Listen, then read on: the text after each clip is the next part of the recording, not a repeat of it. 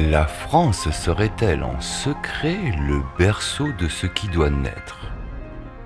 Force est de constater que notre histoire est parsemée de mystères. De tout temps à tout endroit, ceux-ci ont eu le talent d'habiter notre imagination, de développer de la fascination et parfois de la folie, surtout quand ces mystères cachent de grands trésors. Il en va de même avec l'histoire de Rennes-le-Château, de ce fameux abbé Saunière, de ce trésor à peine entamé qui hante encore l'esprit de certains plus de 100 ans après. Mais s'agit-il d'un trésor ou d'un grand secret ne pouvant pas être dévoilé, une énigme qui peut-être en cache une autre des plus importantes?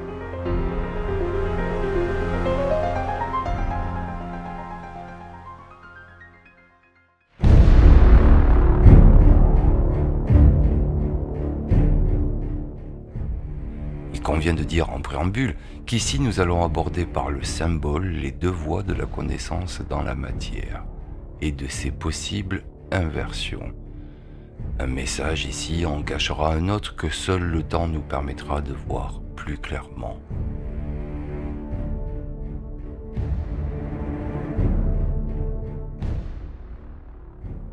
Depuis la plus haute antiquité, Pythagore, Platon et tous les philosophes firent de la matière ainsi que la nature les sujets de leurs recherches.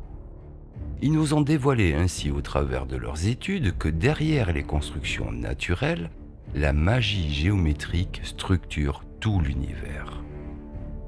Des solides platoniciens à la suite de Fibonacci, nous pouvons voir comment se développe la vie sur notre planète.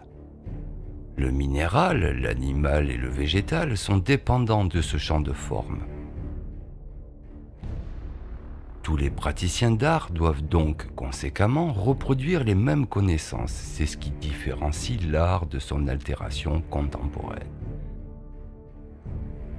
L'académisme a toujours été une forme de respect là où le modernisme jette les bases d'un chaos loin d'être naturel. Nous le constatons au quotidien. C'est donc avec l'œil critique et averti de notre artiste du passé, cet imagier, connaisseur et observateur des secrets de la nature, que nous allons étudier le travail de Nicolas Poussin, et surtout son œuvre la plus emblématique, Les Bergers d'Arcadie, pour y découvrir ce fameux secret qui semble caché aux profanes.